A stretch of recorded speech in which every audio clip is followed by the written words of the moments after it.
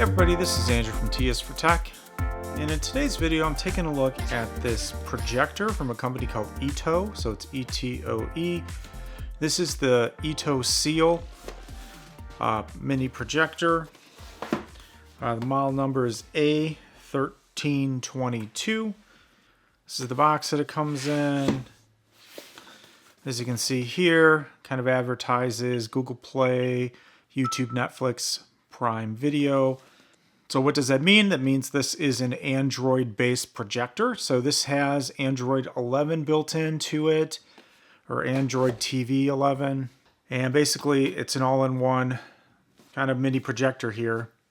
It's not battery powered, so you will need power for it, but it is pretty compact. The dimensions are about 6.5 inches by 5.5 inches by 4.5 inches, so a little bit there. So not too big, and it weighs about 5 pounds. So go ahead and open this up, take a look at the projector here, do a quick unboxing, and then I will set it up and do a little bit of testing, and we'll kind of go from there. I guess it looks like they give you some stickers here, so if it's Christmas or Halloween or Thanksgiving, you're covered. There's a quick start guide, and the projector is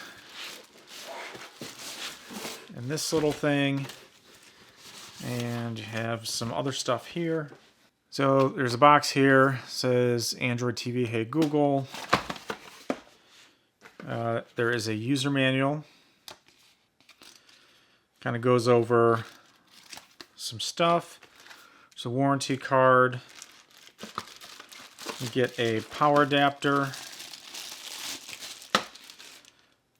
Just basically power adapter, cable, barrel jack to plug it in.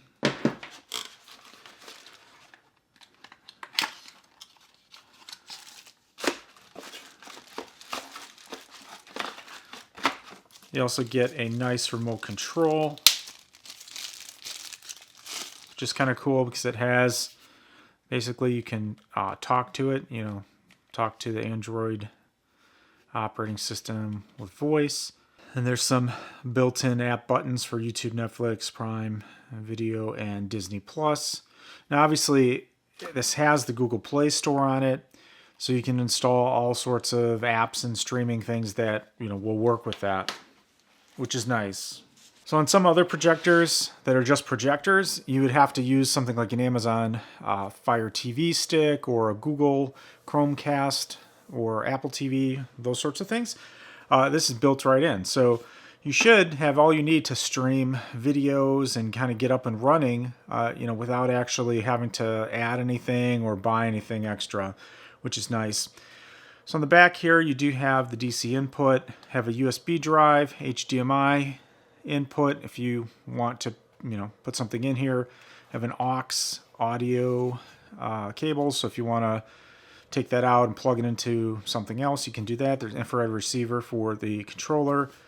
Not sure if these are front and rear facing speakers, probably, since there's nothing on the side. This is a fully sealed projection unit, so it should not get any dust in there or whatever. So hopefully that's the case.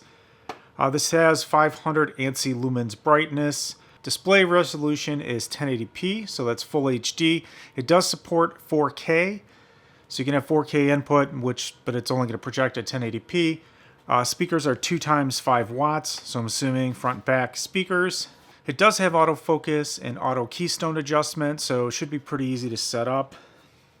Now here on the bottom, there's this little thing, and looks like a little puck kind of computer type thing in there. I'm assuming this is the whole Android TV setup, right? So it's just built right into the projector, which is kind of cool. It does have that on the bottom, and has a tripod jack adapter too if you want to put this on some sort of mount. Has a couple of rubber feet, carry handle, and some controls on top. So if you're not going to use the controller, you can navigate some of the menus and set settings and all that stuff with the built-in controller at the top of this. It is covered in this like fabric kind of gray cover. This one does have white. I don't know if this comes in any different colors. I thought I might have seen like a darker black or something like that, but I could be wrong. Yeah, overall, projector itself, pretty lightweight. Like I said, a little under 5 pounds, and looks pretty nice. Now, this does not have like a protector for the lens. So it is recessed, so hopefully, you just got to be careful that you don't whack it against something and scratch the lens, but it does have a slight lip and a recess there. Yeah, so overall, looks pretty nice. Controller, looks like it takes a couple AAA batteries. I'll have to go find some and go ahead and set this up. So like I said, what I'm going to do, I'll just try to set this up. I'll have to dig out my projector screen and see if I can get that set up so I can show you what it looks like projected on a nice screen. And I'll turn off the lights, kind of navigate the menu, show you the quality and all of that, and kind of go from there. So let's hop on over and take a look.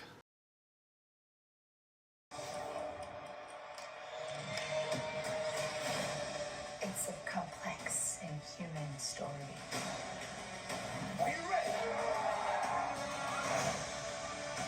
We really only have one choice. You got this! So here I'm just using my phone, which is why the quality is not the greatest in the dark, to record this, but I am projecting this on a screen, and it does look pretty good in the room, right? And that's with the lights off. I did have the lights on, and obviously it's not bright enough to really show a lot of detail in the light, but when you have the lights off and it's dark, the picture quality is quite good. So what I'm doing here is I'm just going to jump on over to the YouTube app and stream something from my my YouTube channel, because I didn't want to get a copyright strike by showing a movie or something like that on Netflix or Amazon Prime. But the interface is pretty responsive from just a reaction perspective. There's not that much lag when you're using the controller, when you're navigating, obviously, the device. To me, it seems like it's pretty comparable to an Amazon Fire Stick or a Google Chromecast. I have both of those, and I've used them in the past, and this does not feel any different than that, right? It's very responsive generally. Now, like I said, I'm just streaming some stuff from my YouTube channel here, just to show the picture quality.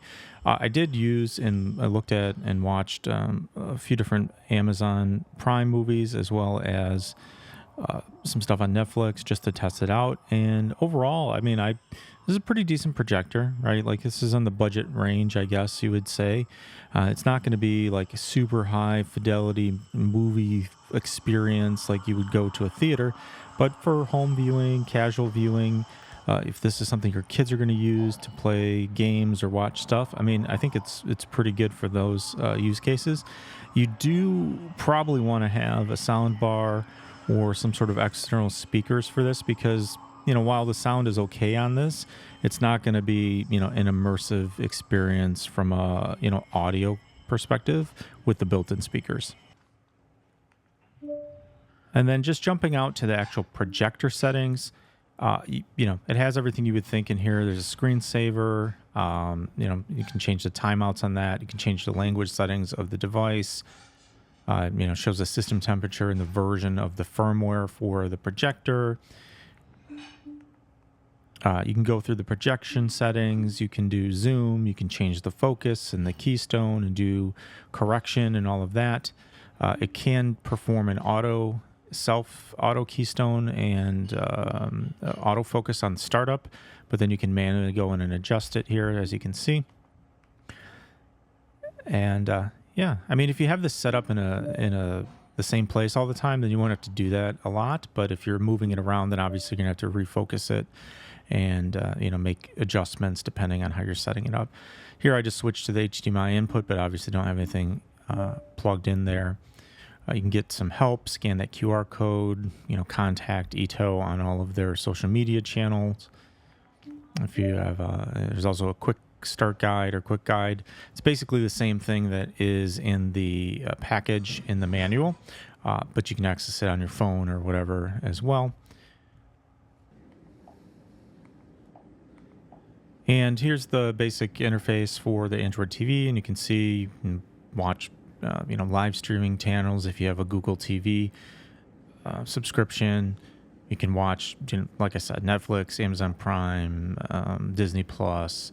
You can go ahead and load any of other apps that you can get from the Play Store that you want to install and also run on here and all that. So overall, very, very feature rich from a entertainment perspective and a video consumption perspective. And yeah, it's all built in. You don't have to worry about extra dongles or anything like that for the projector, which to me is pretty nice. The other projectors I've used in the past do require some sort of external, Fire TV or something like that to have the same capability. So I will link to this in the description of the video if you want to check it out on ETOE's website. I'm not sure if this yet is available on Amazon or not. I did not see it on Amazon, although there are some other ETOE projectors on Amazon. This one is a newer release and I believe only available on their website at this moment. So I will link to this so you can check it out. Right now it's running around $270.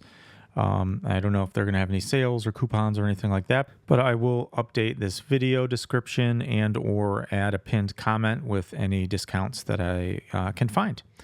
If you have any questions, go ahead and post those below. I'll be happy to answer. This is Andrew from TS for Tech. Thanks for watching, and I'll see you next time.